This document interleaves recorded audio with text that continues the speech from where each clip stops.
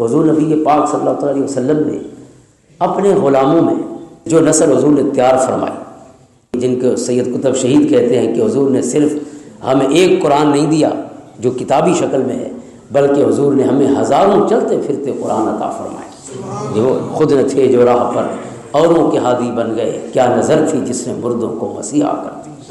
حضور نے جن کو مسیحا بنایا، جن سے دنیا نفرت کرتی تھی، حضور نے انہیں انسانیت کے اس مقام پہ پہنچایا۔ حضور نبی پاک جواب دہی کا وہ احساس پیدا فرمایا۔ تو حضور کی تعلیمات کا نقطہ معراج اور نقطہ کمال، یہ سینٹرل پوائنٹ کیا ہے حضور کی تبلیغ کا یا حضور کی تربیت کا، جو اپنے غلاموں کی تربیت فرمائی، اس کا نقطہ کمال اور نقطہ معراج دلوں میں اللہ کا خوف پیدا کرنا ہے، ضمیر کو بیدار کرنا۔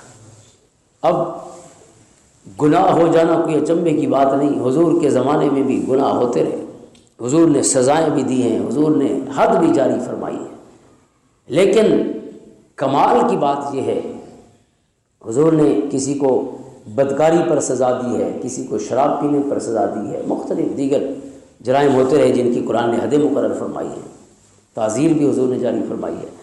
تو جو حدیں حضور نے جاری فرمائی، کمال کی بات یہ ہے کہ حضور کی کوئی پولیس نہیں تھی کہ پولیس جاتی اور مجرم کو پکڑ کے حضور کی بارگاہ میں لے آتی۔ آپ نے کبھی حضور کی پولیس کا ذکر نہیں سنا ہوگا، لیکن حدیں کیسے جاری ہوئی؟ جس نے گناہ کیا وہ گناہ گار چل کے حضور کے قدموں میں حاضر، مجرم چل کے آ رہا۔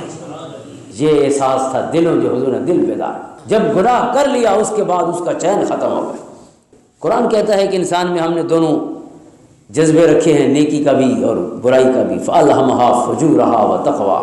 انسان کے اندر گناہ کی کشش بھی موجود ہے، نیکی کی طرف کشش بھی موجود ہے، لیکن جس انسان میں یہ دونوں چیزیں موجود ہیں، گناہ بھی موجود ہے اور نیکی بھی موجود ہے، اس انسان کی یہ بتانے سے پہلے اللہ نے قسم بھی اٹھائی ہے، وَنَفْسٍ وَمَا سَوَّاهَا۔ اس انسان کی قسم جس میں گناہ کرنے کی صلاحیت بھی ہے اور جس میں نیکی کی صلاحیت بھی۔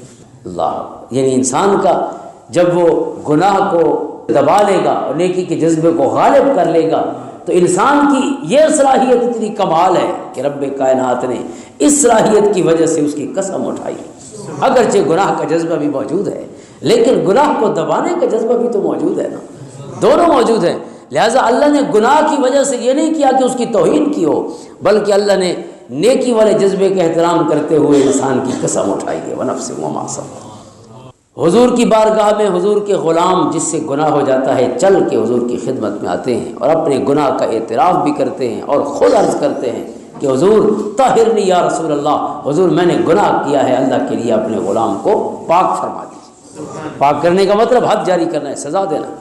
حضرت ماعز اسلمی رضی اللہ تعالیٰ کا واقعہ آپ سب نے سنا ہوگا، مسلم شریف میں حضرت بریدہ سے مروی ہے رضی اللہ تعالیٰ عنہ۔ حضرت بریدہ فرماتے ہیں کہ حضرت ماعز اسلمی رضی اللہ عنہ حضور کی خدمت میں حاضر ہوئے، عرض کی انی قد زنیت یا رسول اللہ وارید ان تطہرنی۔ حضور صلی اللہ علیہ وسلم، حضور مجھ سے گناہ ہو گیا ہے، بدکاری ہو گئی ہے، اب کرم فرمائیے، آپ کی خدمت میں حاضر ہوا ہوں کہ آپ مہربانی فرمائیں مجھے پاک فرما دیں، ان تطہرنی۔ اب بدکاری کی سزا کیا ہے؟ سنگسار، رجم، سنگسار کرنا ہے، سٹون ٹو ڈیتھ، یعنی پتھر مار مار کے مار دینا۔ اب یہ موت دیکھیے کتنی دردناک اور کتنی پنچنگ موت ہے کہ ایک ایک پتھر آپ کی طرف چاروں طرف سے برس رہا ہو، ایک ایک پتھر کی ٹیسیں سہ سہ کے آپ مر جائیں۔ اتنی دردناک موت کے لیے مجرم خود چل کے حضور کی خدمت میں حاضر ہو۔ اور حضور کیا فرماتے؟ حضور نبی پاک صلی اللہ علیہ وسلم جب پہلی دفعہ اعتراف کرتے ہیں تو حضور چہرہ انور پھیر لیتے ہیں، اس کی بات کو سنا کر دیتے ہیں، وہ واپس چلا جاتا ہے، پھر دوبارہ حضور کی خدمت میں حاضر ہوتا ہے، پھر عرض کرتا ہے حضور میں نے عرض کیا تھا کہ مجھ سے گناہ ہوا ہے، کرم فرمائیے، مجھے اس گناہ کے میل کے ساتھ مجھ سے جیا نہیں جاتا، اور اپنے غلام کو پاک فرما دی۔ یہ اندر کے ضمیر کی حیات تھی، زندگی تھی۔ حضور پھر کہتے ہیں کہ نہیں آپ بھول رہے ہوں گے، آپ نے گناہ نہیں کیا ہو۔ عرض کرتا ہے میں نے گناہ کیا ہے، لیکن حضور نہیں مانتے، پھر حضور اس کو واپس کر دیتے ہیں۔ 4 مختلف محافل میں 4 مختلف دنوں میں حضور کی خدمت میں حاضر ہوتے، چونکہ 4 گواہ ہیں نا اس گناہ کے لیے، تو اعتراف بھی ایک کافی نہیں، اگر کسی شخص نے ایک دفعہ اعتراف کیا ہے تو اسلام کی اجازت نہیں اس پر حد جاری کرنے۔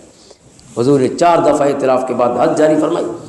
جب حد جاری ہو گئی، حضرت ماعز اسلمی فوت ہو گئے، کسی شخص نے ان کے خلاف کوئی کلمہ کہا، چونکہ ہمارا تو ویسے بھی عادت ہے گناہ گاروں سے نفرت کرتے ہیں، گناہوں سے نفرت نہیں کرتے۔ اگر گناہوں سے نفرت ہوتی تو وہ گناہ خود تو نہ کرتے، تنہائی میں وہ گناہ کئی دفعہ خود کر چکے ہیں، کسی اور نے کیا ہے تو پھر ہم نے اس کا ڈھنڈورا پیٹنا شروع کر دیا، اس بندے سے نفرت، اس کے خلاف گفتگو، اس کے خلاف نعرے، جبکہ وہی گناہ ہم کئی دفعہ خود اپنی تنہائی میں کر چکے ہوتے ہیں۔ لیکن اللہ نے ہماری چونکہ عزت رکھی ہے تو ہم نے پھر اللہ تعالیٰ کے اس کرم کی لاج نہیں رکھی کہ اللہ کا حکم ہے کہ مومن کے عیبوں کو چھپانا چاہیے، ستر ڈالنا چاہیے۔ من ستر مسلمن سترہ اللہ فی الدنیا والآخرہ، جس نے مسلمان کی ستر پوشی کی، اللہ تعالیٰ دنیا آخرت میں اس کے سب عیب چھپا دیں گے۔ تو حضرت ماعز اسلمی کے بارے میں کسی شخص نے کوئی کلمہ کہا، یعنی تحقیر آمیز قسم کا کلمہ کہا، تو حضور صلی اللہ علیہ وسلم غصہ ہوئے، آپ ناراض ہوئے، اور آپ نے اس کے جواب میں فرمایا، اسی مسلم کی حدیث کا حصہ ہے، حضور نے فرمایا تمہیں پتہ ہے کہ جس بندے کو اور جس شخص کو ماعز کو ہم نے پتھر مار دیا ہے، حد جاری کیا ہے، اس کے مقام کا تمہیں پتہ ہے اس شخص کے؟ اللہ، حضور نے فرمایا لقد تاب توبۃ، اس بندے نے ایسی توبہ کی ہے اللہ کے حضور۔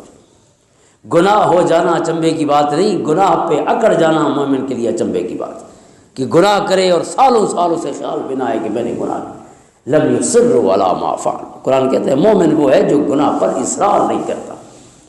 تو حضرت ماعز کے بارے میں حضور نے فرمایا لقد تاب توبۃ، ماعز نے ایسی توبہ کی ہے کہ لو قسمت بین امت لوسعتہم، اگر اس ایک میرے غلام کی توبہ میری ساری امت پہ تقسیم کر دی جائے تو فرمایا ساری امت کی مغفرت ہو جائے گی، پھر بھی توبہ بچ جائے گی، لوسعتہم، توبہ پھر بھی بچ جائے گی۔ ایک بندے کی توبہ کا یہ عالم۔